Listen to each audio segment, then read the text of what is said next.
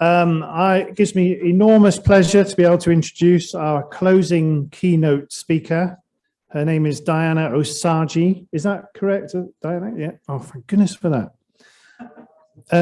Diana is presenting a session called Fearlessly and Intentionally Courageous. Diana is the author of a title called Courageous Leadership. It has a 4.6 rating on Amazon, so it's obviously a very good read, and it's described as being very humorous, so obviously very entertaining as well. I think we need to rush out and buy that. Diana is also founder of the Academy of Women's Leadership, which sounds very inspirational and worthwhile activity. Her profile is she spent 20 years in the public sector leadership roles in education, including 6 years as a secondary head, turning around challenging schools. So lecturer on an MED course and a school inspector. Diana is described as resilient and skilled in urban leadership, which sounds wonderful. I might borrow that from my CV actually, Diana. That sounds fantastic. So without further ado, introducing Diana.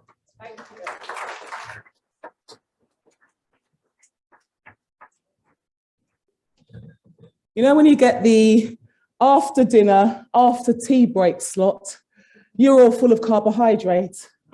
You're all asleep. And there's drinks to come. You think, oh God, will she hurry up? She's going to be here for a whole hour.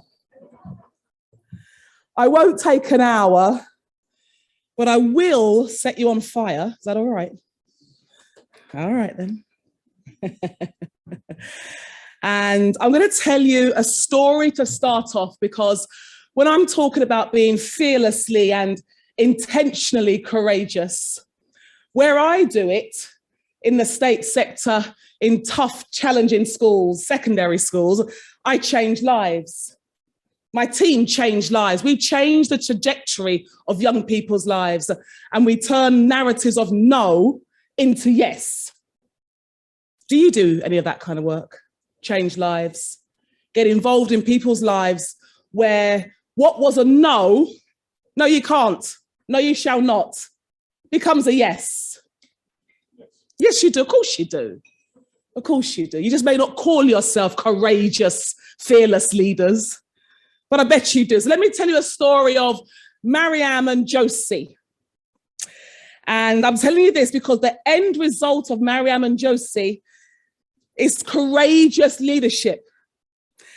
And what happened was I was on duty, as secondary heads are wont to do, because that's what we spend our lives doing. I was on duty during the lunch break, and I heard a noise.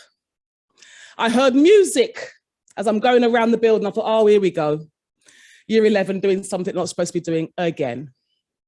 So I go up to the dance studio, and we were really, really, really lucky with some great governors. Those of you who are governors and trustees, I mean, honestly, the work you do, the unseen work you do, it supports the changing of lives narrative. And my governors had insisted on building a ballet studio. Now, remember, I'm a North London school for difficult young people. They haven't seen a ballet. They've got no intention of going near the ballet, let alone studying ballet in school. But we made them do it. Right? You'd be surprised what pizza can do as a bribe for young people. And so we had this ballet studio with a sprung floor and a ballet bar and these floor-to-ceiling mirrors. I mean, it was just it's like an oasis in the middle of North London. And in this ballet studio was Mariam and Josie, two of my year 8 girls. So they would have been about 12 and a half. Now, Josie was from a traveling family. She was a mouthy cow, and she would knock your block off in a heartbeat. So often, Josie would come to me, Miss Osagie, I've done it again. What have you done now, Josie? I knocked out that boy in year 10 because he called me a gypsy. Is he alive? Well, yeah, sort of. So Josie would knock you out. She was that kind of girl, but I loved her. She had real grit, or as Americans would say, she was a spunky kind of girl. She had long blonde hair down to her back, and she couldn't read or write for toffee. But we got her through. It took us 5 years. Took us 5 years, but we got her through. And her best friend was Mariam. Now, Mariam was the opposite of Joseph. She was a completely quiet Somali girl with a hijab. Mariam was quiet in English because she didn't speak very good English, but she was also quiet in Somali as well. She didn't speak very much at all. But her and Josie were best friends. And they're in this dance studio, dancing away. I don't know where they got the little record player from, to Single Ladies by Beyonce. Proper giving it all that. Single Ladies, Independent and Sasha Fierce. Mariam's took off her hijab and she's swishing her hair about. Her and Joseph got this routine that involves hair going around at 360 degrees.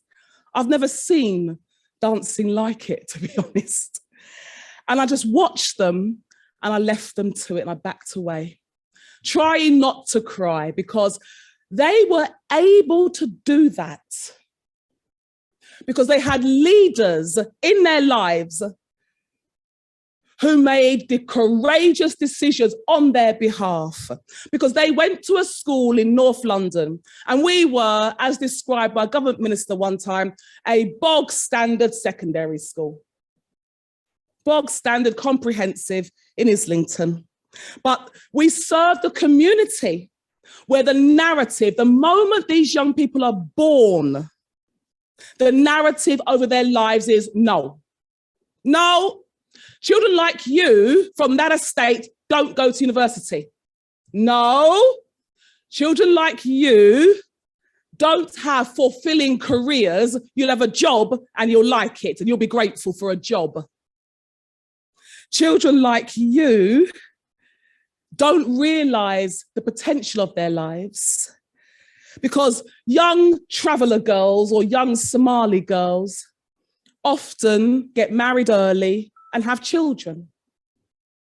Now, that's okay if that's your choice, but it's not okay if that's the only choice available to you. Well, I say it's not okay. So I spent my headship making sure there was more choice than that available to my Mariams and my Josies.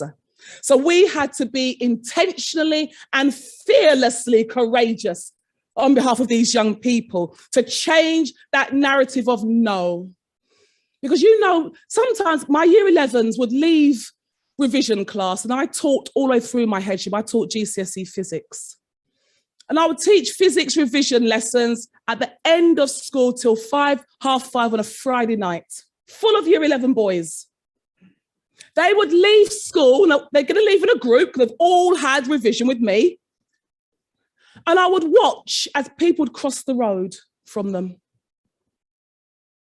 I would watch as people would kind of shy away as these boys would walk past. Having done GCSE physics, I think most of those people could never attempt. And I thought the narrative is still, I don't even want to be associated on the same pavement with you. That is how strong the narrative of no is over some young people's lives. But then leaders like myself and my senior team, we step in and we take these ridiculous decisions like building ballet studios in the middle of a North London school. Like saying to my staff, I want every child to be a scholar. And they look at me like, oh no, she needs to be sectioned. What's wrong with her? What do you mean a scholar? Have you seen the kids we've got? Yep, I've seen them. I love them. Every one of them, the black ones, the white ones, the white working class boys, the disabled ones, the lot, the SEND ones, all of them. I want them to be a scholar, to swim in the depths of academia and to be confident whilst they're doing it. I don't mind a scholar of what? Dance, English, maths, whatever they choose. But let there be no barrier to them and how deep they go. My staff thought I was crazy. Then I said this, and they thought me harsh. I say no to mediocrity. Oh, my staff went, what? Staff don't call it that, do they? Mediocrity.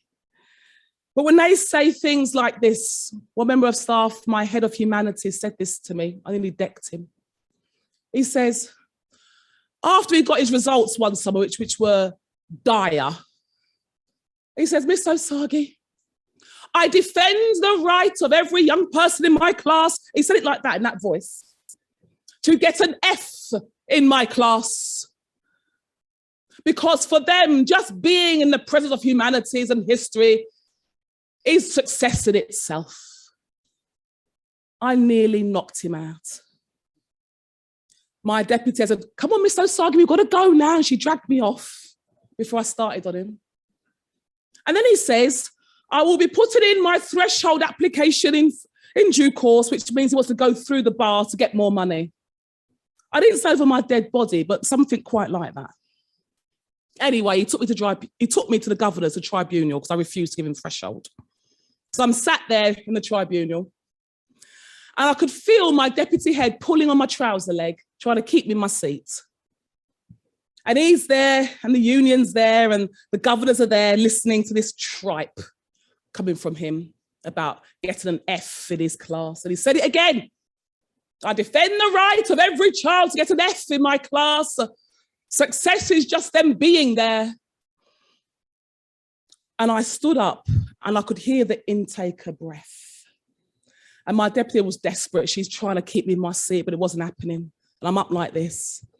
And I said in the most sinister, quiet voice, I need staff who will defend the right of these young people to get an A star.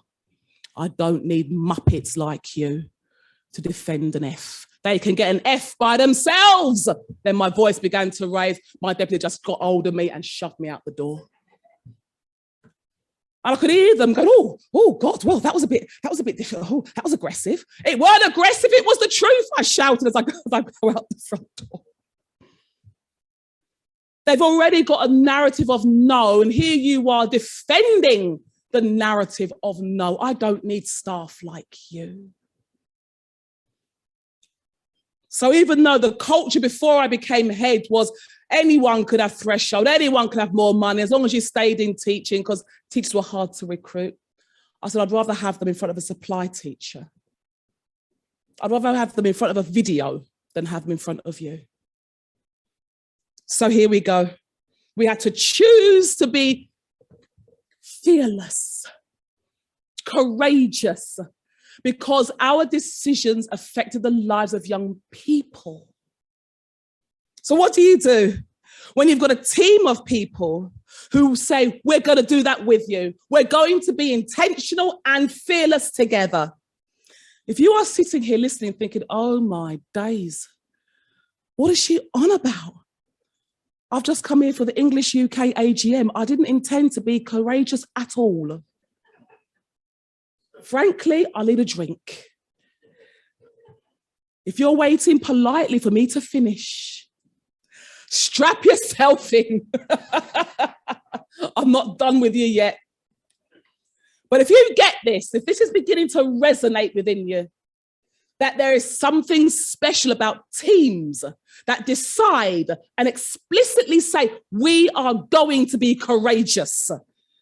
Oh, then I'm going to give you some keys to set you on fire. Because there are particular keys that if you employ these, things change. Now you've got paper in front of you. I can't help it, I'm a teacher. Start writing this down. Key number 1. Those that choose intentional, courageous leadership, they ask bigger questions. For example, who is doing this the best? Great leaders seek out the best practice in their field, constantly learning from others. But here's the thing, they encourage their teams to do the same. Question 2, who is challenging my thinking?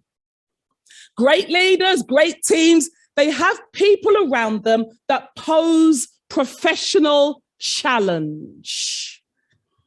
Now that requires courage and is a reflection of your leadership style. But hear me, if the answer to the question, who poses challenge to my thinking is a no, then I ask you to stop and reflect for a moment. No one does. Think.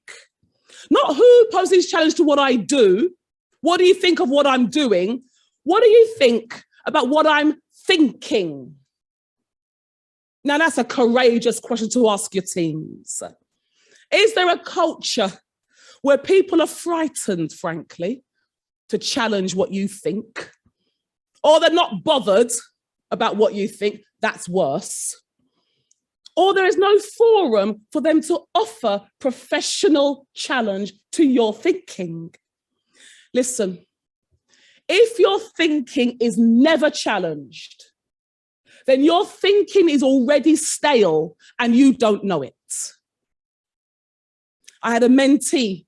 I have a course called Courageous Leadership, a leadership course to galvanize people to get ready for promotion. One of my mentees, she went through the program, she went for an interview, and then she rang me during the day and said, "Oh, Miss Osagie, it's gone wrong. It's all gone wrong." What's gone wrong? Well, the head teacher read on my CV that I've done the course, Courageous Leadership. Yeah. And then she said this, "Oh, I see you've done the course, Courageous Leadership." Oh, and she said, "Yes, well, I learned this and I learned the other and so on. It taught me to be confident, blah, blah." Well, let me tell you, I'll have none of that courage in here. I'll have none of that challenge in here. No one challenges me or what I do. So put your courage at the door when you come into school. My mentee was in tears, thinking she's lost the opportunity to be an assistant head. I said, "You've dodged a bullet, girl. You don't want to work for a muppet like that.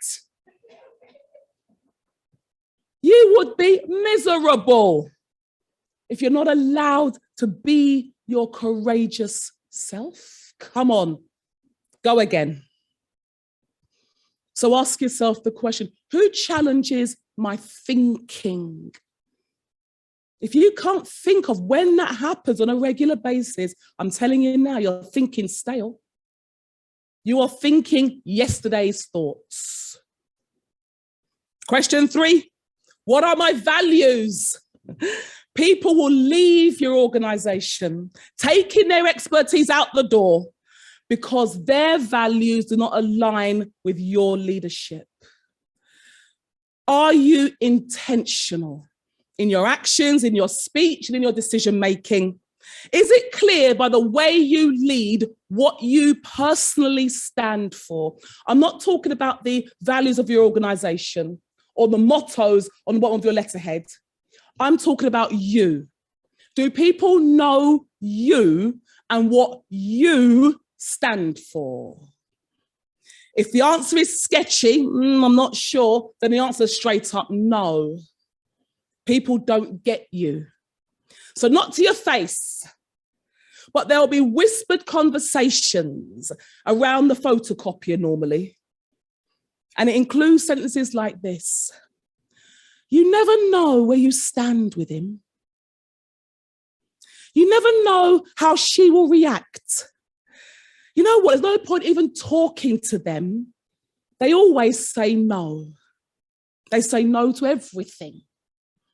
When your staff are saying this, they're really saying, I have no idea what my leader values, and I don't know what to do about that. I know how they want me to do things, but I don't know why. Oh, come on now. You're hearing what I'm saying to you. Question 4. Asking these bigger questions. Do I take care of myself? Now let's do this. You cannot use number 7 because that's a cop-out number. But on a scale of 1 to 10, how would you rate how you take care of yourself? Are you an 8, 9, or a 10 out of 10? Or are you a 6 and below? Let's see where we're at, because number 7's a wishy-washy number. We don't use number 7. Let me see my 8s, 9s, and 10s on your feet. Come on, let me see you. Woohoo! Are you that shy? There's not one person here who takes care of themselves. There she is.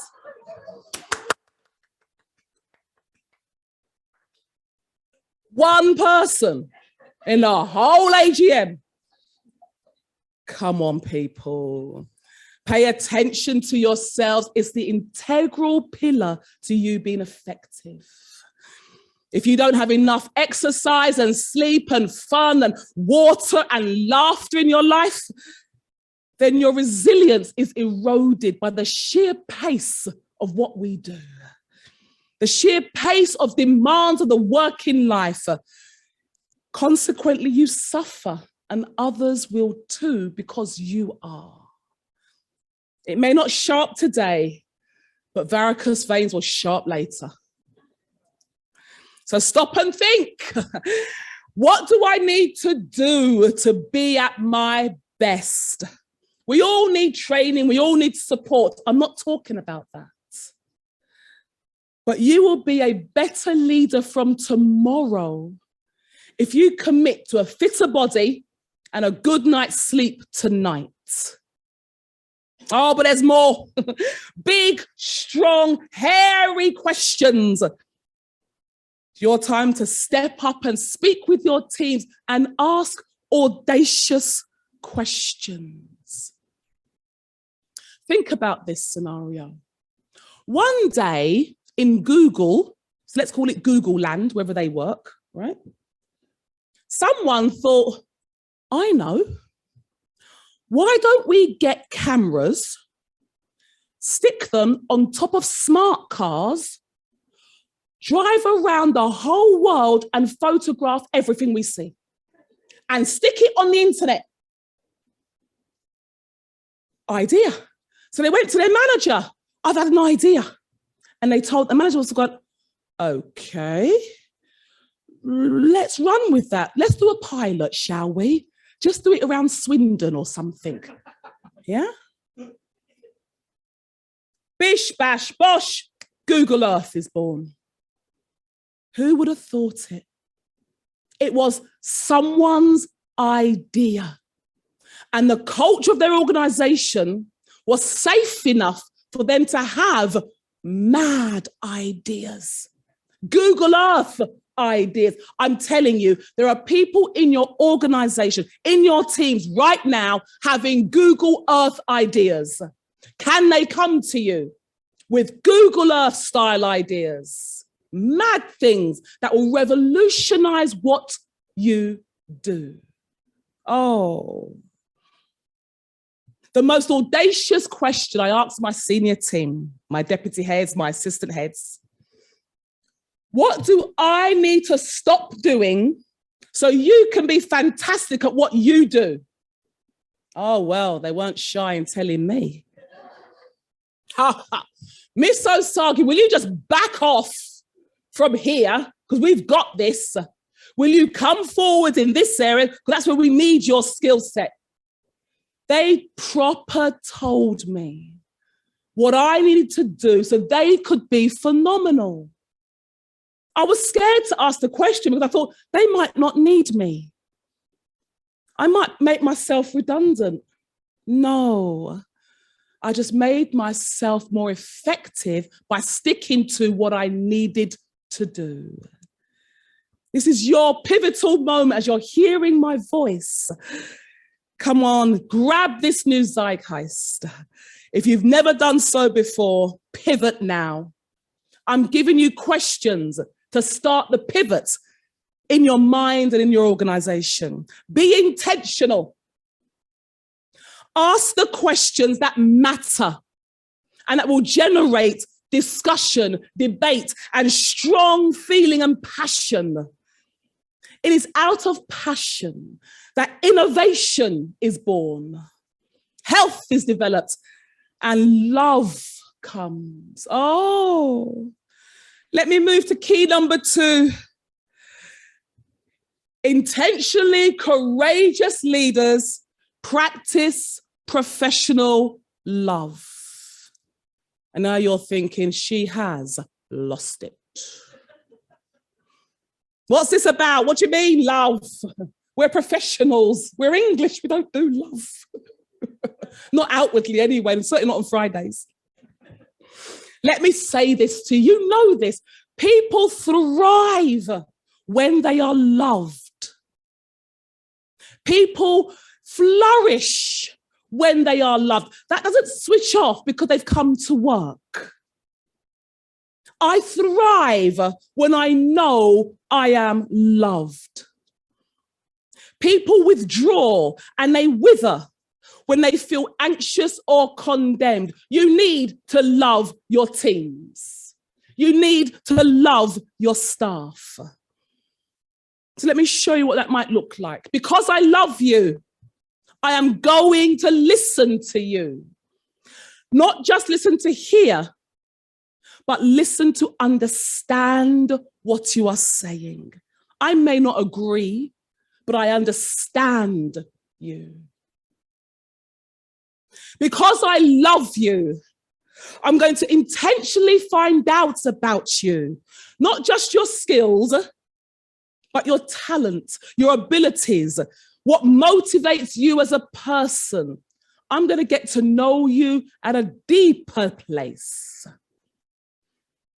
Because I love you, I will not wait to the end of the year, end of the quarter, end of the term to say, well done. I will celebrate every goal you score as it goes in. I'm going to create the culture of celebration in our team. Let me explain that one. I'm a Tottenham fan. It's been 40 years of hell. We've won nothing. But you know what? Conte's here now. We might win something in a couple of years. Who knows? Who knows? We beat Arsenal. That's a good thing. That will do. So now Tottenham are on the pitch. It's White Hart Lane. There's 40,000 people there. It's all going good. Harry Kane, top scorer, runs up, kicks the ball, smash into the goal, past the Arsenal goalkeeper. What happens? The entire stadium roars. Harry does a dance. Everyone has to stop and celebrate. Even the ref's got to wait. 30 seconds, celebrate. Ref says, all right, enough. Blows the whistle, we go again. Yeah? Give it 20 minutes more. What does Harry Kane do again? Scores, shush, straight past the Arsenal goalkeeper one more time. Arteta's on the floor, he can't handle it no more. What do we all do? We stop, we celebrate. Along comes someone else, Lucas Moura comes along, bush, but he hits the goalpost. We'll, oh, nearly Lucas. We celebrate the nearly goal. End of the match, we all go home. We don't wait to the end of the match to celebrate the goal that we scored in minute 5, do we? No? But what do? End of the year, we have a barbecue, don't we? We have a barbecue. Everyone gets a little praise card. Well done for all your efforts over the past year. Come on, we can do better than that. Your teams have been scoring goals day in, day out for months. And you say thank you with a bit of roasted meat at the end of the year?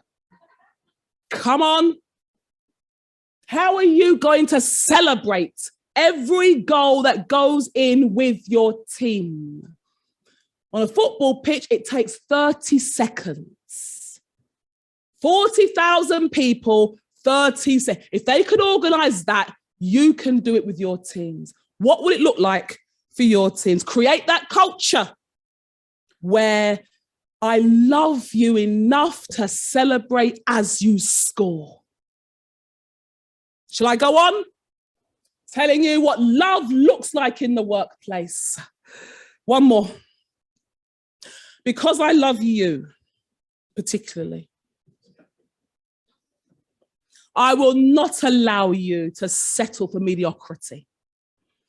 I will hold you to account sensitively but robustly and ensure you have what you need to do your best. With strength, I will hold up that mirror of accountability for you to reflect should your performance fall below expectation. I love you enough to make sure you don't accept your own rubbish. Do you get what I'm saying?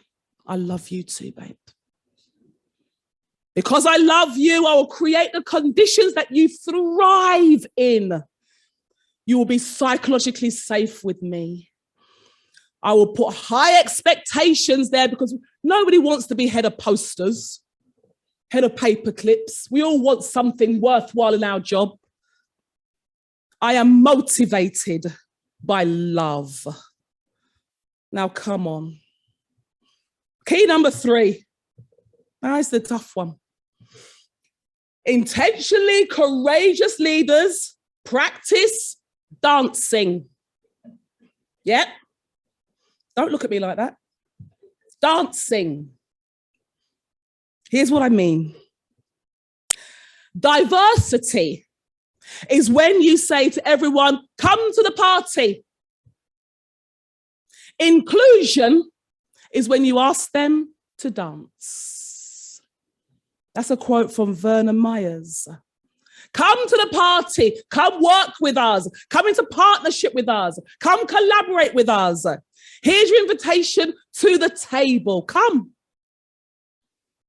All classes, all colours, neurodiverse, disabilities, older, younger, you're all invited to English UK. Now, the courageous leaders in this organisation say, now dance with us. Don't sit there by yourself like a wallflower in the corner. Get involved. We will make it easy for you to dance the English UK style of dancing. Now, I've not seen you dance. But will you adapt the steps so people can dance your dance? Will you adapt the moves so people can slot in and do your dance? Will you watch how they dance and learn their moves? So you know what? I like the way you dance, and we're going to do a bit of that as well. Why? Why do you want that kind of diversity in your organisation? Because diversity is your strategic advantage. When you have diverse voices around your tables, you put yourself at an advantage over your competitors. They bring the wealth of experience. So you don't think in a silo or in a bubble, but you think like a world-class leader because you have the world around your table. Come on now. Who doesn't want advantage? No, no one. So what am I saying? Pursue diversity in all its forms and place yourself ahead of the game. So now, are you ready to seize your leadership moment? Here are 6 behaviours that unlock innovation in courageous teams. The leader will ensure everyone is heard. The leader will ensure it is safe to propose novel and new ideas. They will ensure that team members have decision-making authority. If they don't, they will simply opt out and sit back. The Google Earth ideas in their head will stay in their head.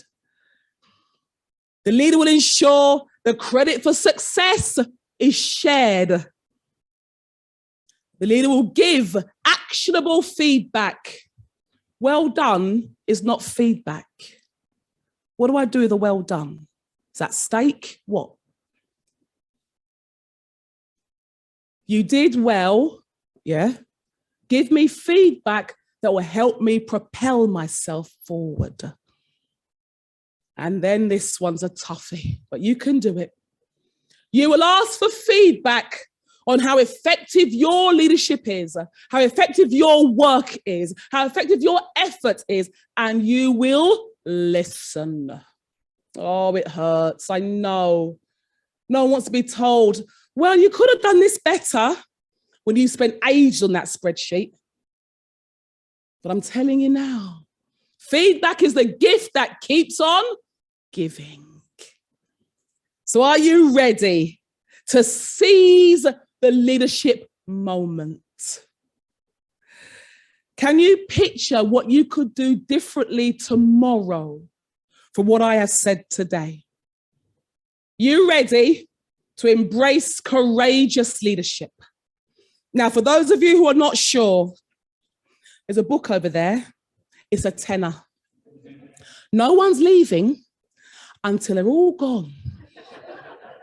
I'm from South London and I will proper mug you. £10. I take Apple Pay, Orange Pay, bananas, the lot. I've got a little machine. You can tap your watch. Reason why? In there are all my mistakes. Laid out there. The times when I called staff a muppet, I didn't think he heard me, but he did. Went to the union, oh, blah, blah. You got to say sorry and all that kind of rubbish. Anyway. The times when I proper got it wrong. And the times when I got it right. It takes 48 minutes to read, but it'll prevent you making muppet mistakes like I did. Now then, no one wants to be a muppet. Muppet prevention's on that table for a tenner. Guys, it's been a pleasure being with you. English UK, you're going to be different from tomorrow. I can feel it. Ask those bigger questions. Start dancing. Get loving. It's all good. Thank you for listening.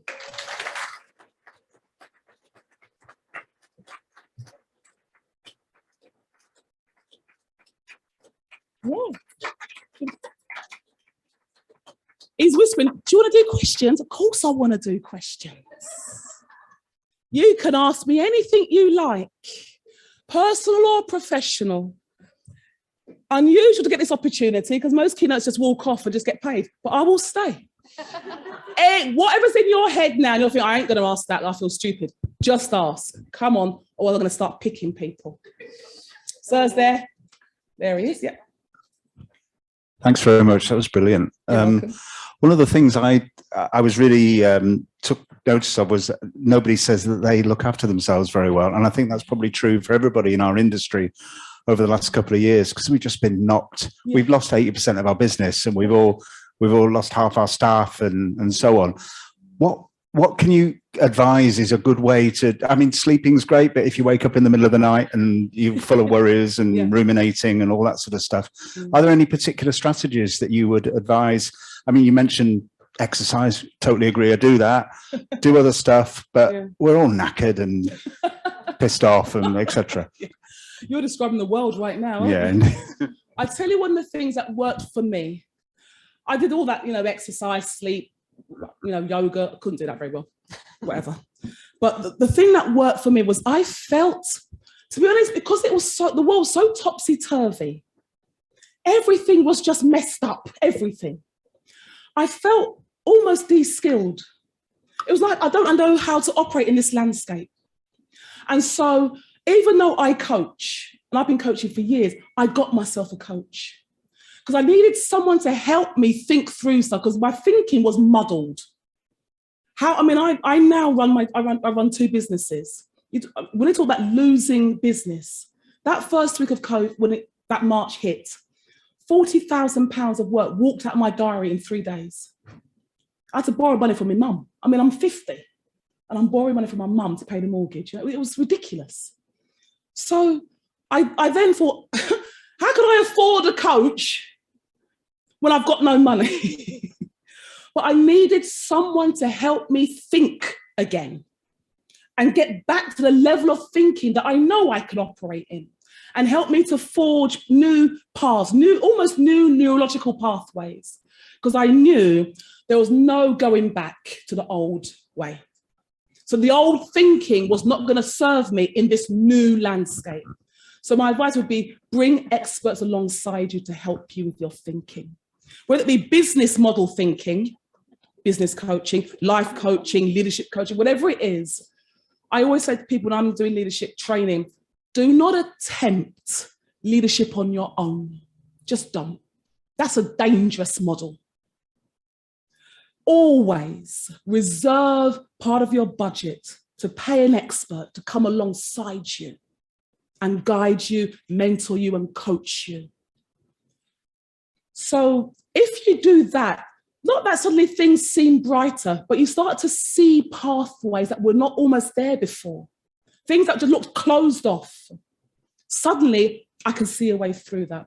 If I pivot this way, I can make it through that. If I collaborate with these people, but that new thinking rarely pops up in your head by itself. So that's what I would say, especially when I'm feeling right pissed off. I ring my coach, and she's expensive. I mean, she ain't cheap. Don't get a muppet for a coach. Those are the 2-for-1 offer. Don't. It's like having Kermit the Frog. I mean, it doesn't make no sense. So my coach, she's $8,000 for 6 sessions. She's not cheap. Yeah, I know. We're in the wrong business, I tell you. But that £8,000 I spend a year generates not just money, but it generates, from it generated a whole new business. I was able to pivot and start the Academy of Women's Leadership. That came from a conversation with my coach. I had no intention of starting nothing. I was looking at how am I going to get through the month? Yeah?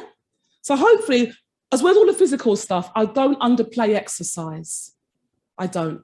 I hate the stuff. But honestly, I'm 50 now. I wish I had done exercise consistently through my 30s and my 40s. I'm paying for it now. Yeah, so if you're 30s or your 40s, hands up, you young whippersnappers. Don't neglect your physical body. Okay? Take it from me. Varicose veins are not fun. All right. Question next. Who's next?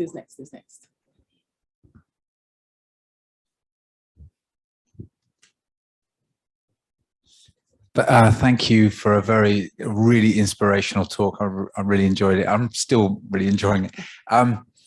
You mentioned encouraging your staff to give you ideas, feedback. What do you think we should do? We want the next Google world moment. What if they tell you a whole load of nonsense that you don't agree with? But come on, Google Earth, the idea was to put cameras on smart cars and photograph the world. It's a stupid idea. Yeah? But let me teach you, babes. I'm going to chair my back, sorry. So I'll just have it here. That's why. Oh, it's when you're 50, your back goes. Oh, my God. The camera needs to be on her though. Oh, yeah, come on. Oh, see? Is that it? Oh, he's moved it. There we go. What do you say? Oh, stupid ideas. Yeah. Let me give you a quick tool. I've been teaching this for 25 years. It's brilliant. It's called MIC, M-I-C, right? When you want innovation and change, just a bit of fresh thinking, frankly, you get your team together and you say, listen, MIC,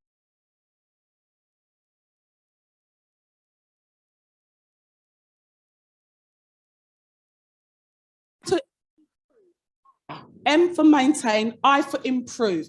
It's okay, a bit of tweaking, it'd be brilliant. Now, what are we going to change? Not okay, rubbish results, poor outcomes. That bit either stops and we start something else, or it just stops and we leave it alone.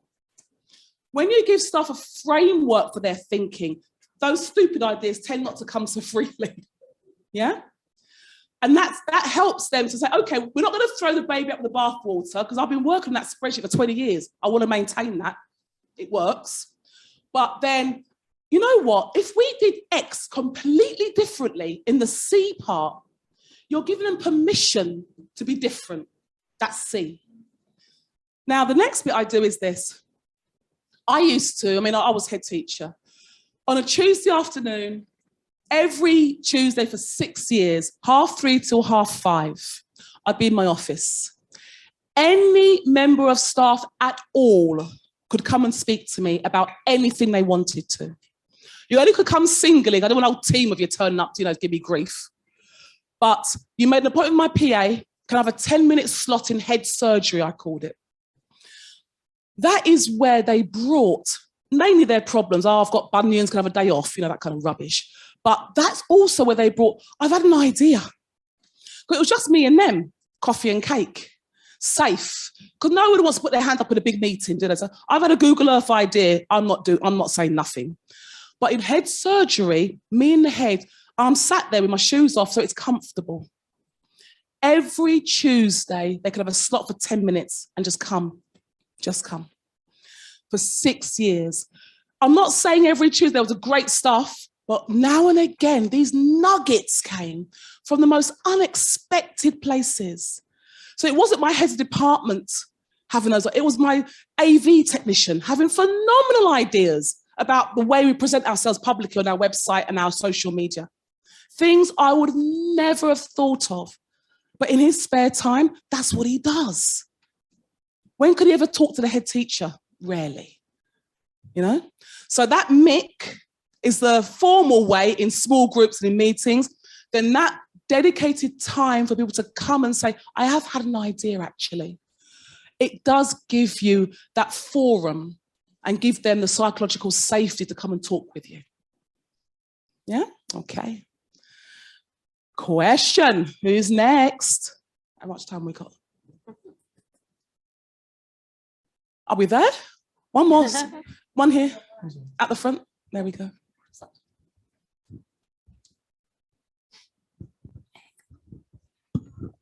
If there was a war, if there is a war in the UK, I would like you by my side, definitely. Hence my question. In our industry, because we work with many different nationalities, there are fantastic and endless ways of understanding situations. People have a problem with something, he won't have a problem with that same thing. I've been thinking to myself, we need to manage expectations. But when I try to manage expectations, the reactions that I get to that expectations are a surprise. So I think the way you've presented yourself today, I wouldn't like to argue with you. So my question is, have you encountered in your life a very difficult person? Because I have. And I'm not saying that the person that I have encountered difficult was wrong. That person was defending the interest of the students. And because the students had different needs and expectations, that person was upset. So if you have experienced a very difficult person, give me the solution. I don't know if you have it to turn them around. And I know you're going to say communication and listening and that sort of stuff. And arm around the shoulder. What's the secret? I hear you. Oh, sir, people pay me for that kind of information. I've got a few of those strategies. I'm going to give you one, all right? Just one. So here's a sentence you can use when you've got that difficult person that only sees things from their perspective, yeah? They're not being malicious, they're just being one-sided. That's just the way they operate. They can't put themselves in other people's shoes. They don't have that kind of self-awareness. So one of the sentences that I use with that kind of person, I take them aside. And it's easy if you're face-to-face, or if not Zoom, but it's always much easier if you're live. And I say, listen, babes, when you do X, when you say Y, when you send that kind of email, whatever, when you do whatever it is, be specific, not just when you talk, be specific, right? I have people say, when you breathe, when you do X or Y, when you send that kind of email, when you sit in the meetings and you're on your phone and you huff and you puff, when you're like that, this is the unintended consequence. Again, be specific. When you do X, the Y, the consequence that you don't quite see or quite catch is this. It makes me feel blah, blah. It makes the team feel this way. It makes that happen. Then you say this. Is that your intention? Then you're quiet. They will lie to your face. Oh, no, you misunderstand me. Oh, no, that's not what I meant at all. Blah, blah, blah. You let them carry on. Don't say a word. Let them carry on. Then they'll peter out. Yeah, it takes a bit. And then you say this. What do you propose to do differently? Now that I've brought this to your attention, because this is a concern to me, then you are quiet again. You do not suggest a solution, which is often what we do. We fill the space of our voice. You're quiet. They'll look at you, you look at them. No problem, we're looking at each other, that's okay. Then in the end, they'll start to sort, oh, well, maybe I could do X, maybe I should do Y, maybe I shouldn't do this, whatever. If it's reasonable, accept it. You're just starting the conversation. Don't say, I think you should also do this, that, and the other. Just start with where they're at. Then you say, I look forward to that becoming a reality. I will check back in with you at X time, 1 week, 2 weeks, 3, whatever it is. 1 week, 2 weeks go past, they've done it again, or whatever. You go back to them. You agreed that you would do that differently. Do you remember? The solution wasn't yours, it was theirs. The behavior is not yours, it's theirs. So that's one of the things that I use to get people to become aware the way you are doing, behaving, speaking is having this unintended consequence. I don't want that consequence any longer. Can I clarify that? Go ahead. In my case, it's not an employee, it is a customer, a group leader, for instance, who's got a problem with absolutely everything, who's got a problem with the world. So, you know, some people just need to get their money back. No, I'm being honest. I've had some coaching clients. I was coaching a head teacher. No matter what I did, what we did, she wanted to go work on a boat. I mean, that was the upshot of it. She had a boat and she didn't want to be a head teacher. So her CEO brought me in to coach her. That's always the worst way, to be honest. And it was, I actually don't want to do this. I don't want to be in this job. So I'm thinking, why am I here? So I said to the CEO, here's your money back. I cannot satisfy your need. That's it. Now, I could have carried on taking, I'm not cheap. I could have taken his money and he had money. I could have, babes, pay me. But as the organization, I need to satisfy my client's needs. Not everyone is your client. Not everyone. They might look like it, but honestly, some people need their money back. You say, I'm sorry, I cannot meet your expectations. Will it hurt to say it? Yeah. It will hurt financially. It will hurt emotionally. Yeah, the problem is they're from another country and they're going to be with us for 3 weeks. So it's not like I'm walking out of the door. Grit your teeth, bear it.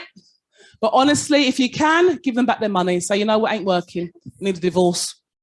Yeah? Some people, you can't meet their needs, you can't meet their expectations. Just say, ta-ra. Hi, sir. Oh, it's quite loud. Hello. Can I have the first dance? You can have the first dance. I love it. Yes, you can. I'm about to say, but seriously, but no, I mean it. The first dance. You mentioned Kermit the Frog a couple of times and Muppets. Can they add to our diversity and inclusion? No? No. Why? No. Muppets. Screen the Muppets out. Right. But they think in a particular way, Muppety do they way. not? No. Don't they think in a particular way that may serve our purpose? If you've got a purpose that involves Muppetry, fair enough. For what I do, I hear your point. I do understand what you're saying. I'm not saying screen out those people who think differently, neurodiversity, that kind of thing. They bring on a perspective that is useful. But some people are just obtuse. Some people they're stubborn with themselves and with other people. They have an argument with themselves in a room that is empty. I can't use that kind of energy. Some people are drains rather than being a radiator of heat. Get rid of them, but in a nice way, as in don't work here, that kind of thing. Because the energy, remember, you've only got a certain amount of bandwidth. You've got 24 hours in a day. You've got a certain amount of bandwidth when you wake up. If part of your bandwidth is spent dealing with Muppets, you don't get more bandwidth. That's it, you're done. And if you keep on doing that, you burn out. The Muppet keeps on being a Muppet. I think we're all feeling that, actually. Do you see what I'm saying? And I learned this, if I only get a certain amount of bandwidth. I'm not a late night person. My husband can work into 3 a.m, 11 o'clock, I'm gone to bed. I'm not an early morning, get up at 4 a.m, and start work. I do 9 to 5. I've got a certain amount of bandwidth. If I waste it on Muppets, other stuff doesn't get done. Does that make sense? And they do not replenish my bandwidth. They don't feed, they don't nourish, they just Muppet about. All right? All right. Diana, are we going to be Muppets on Sunday at Norwich? Are you going to be in Norwich? Well, sir, I'm hoping that you get proper Muppeted. I'm looking for a good 5-0. Yeah, it's got to be that because... so I'm looking for Son to score, Kane to score, Lucas Moura, Son to get 2, your goalkeeper to be sent off. I'm looking, yeah. Oh, you're Tottenham. Yeah. Norwich are going down. Well, they've gone down anyway, but they're proper getting buried. Yeah. On that note. Yes. Okay, thank you. I'll tempted to say thank you, babes, but that'd be a bit cheeky, wouldn't it?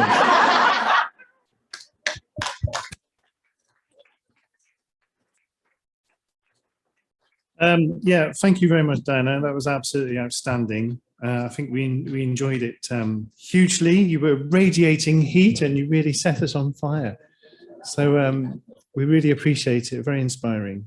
Taking a lot away from that.